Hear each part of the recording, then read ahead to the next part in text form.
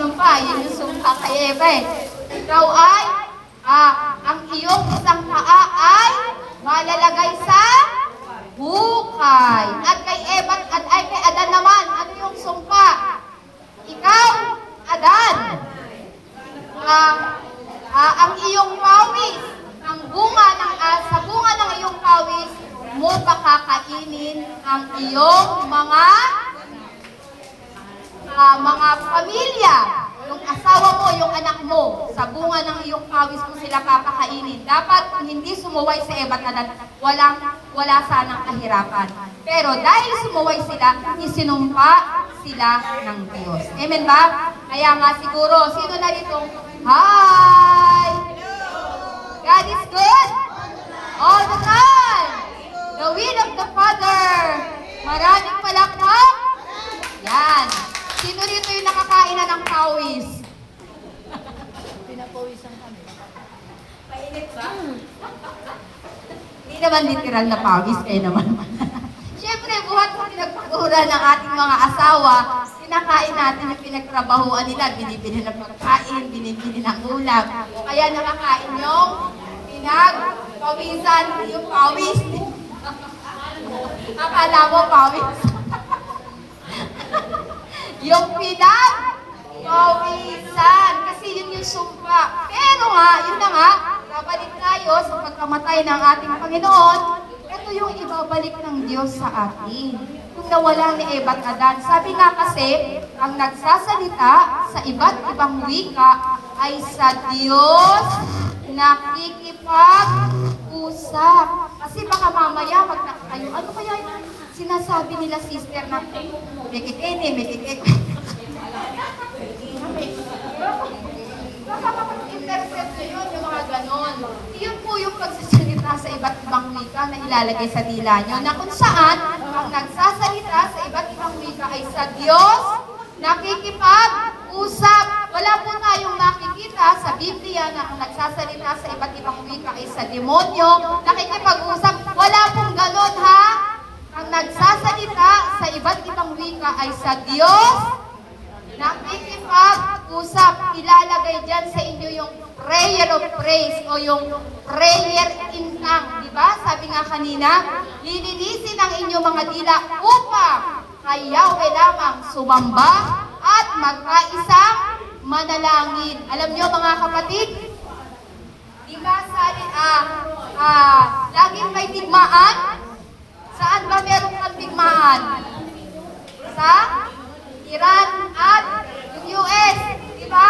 Yung nakaraan, Iran po, Israel.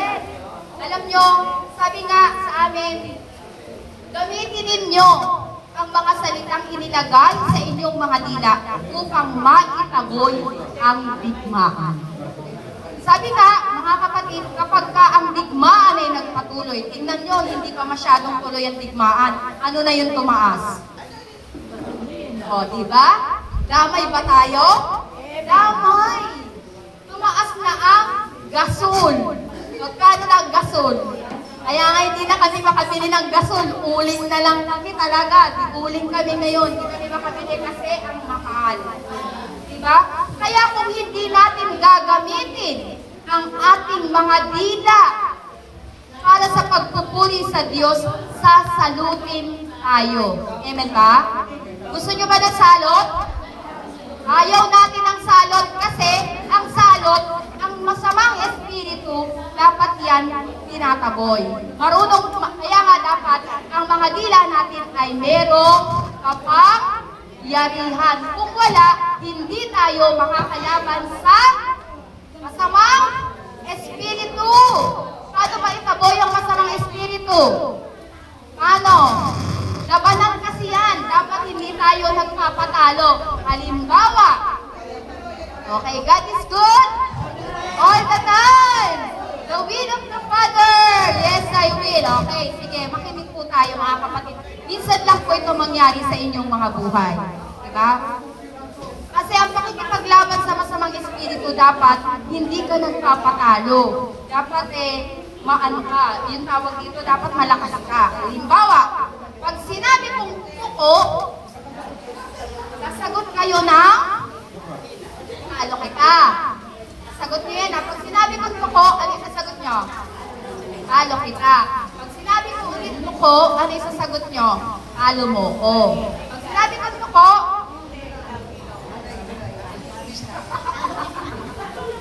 tuko! Talo kita. Sasagot kayo. Talo kita. Tuko? Tuko? Yan, dalawa yun. Pag sinabi ko tuko, talo kita, talo mo ko. Yun lang yung sasagot nyo, ha. Talo kita, talo mo ko. Kailangan wala yung hinito. Amen ba? Amen ba? Handa na kayo? Okay. Game. Kunwari, may masamang espiritu na makulit sa bahay nyo talaga. Yung pabalik-balik na naglalagay ng sakit, pabalik-balik na naglalagay ng kaguluhan, pabalik-balik. Ayan yung mga paulit-ulit na mga senaryong nangyayari sa bahay natin. Amen ba? Pag sinabi ko tuko, bakasan nyo naman yung sagot nyo. Tuko! Tuko! Tuko! Tuko! Tuko! Tuko! Tuko! Tuko! Tuko! Tuko! Tuko! Kasi tawa na ng tawa, no? Ganun po kasi ang pagkakataboy ng masamang espiritu. Dapat itataboy natin yan. Kaya nga lalagyan ng kapangyarihan ng inyong mga dila eh. Kasi pag walang kapangyarihan yan, hindi kayo makakalaban sa masamang espiritu. Nasaan pa masamang espiritu? Paikot-ikot lang yan. Halimbawa, naku, mainit na yung ulo nito. Papasukin ko na ito agad para lalo mag-apoy.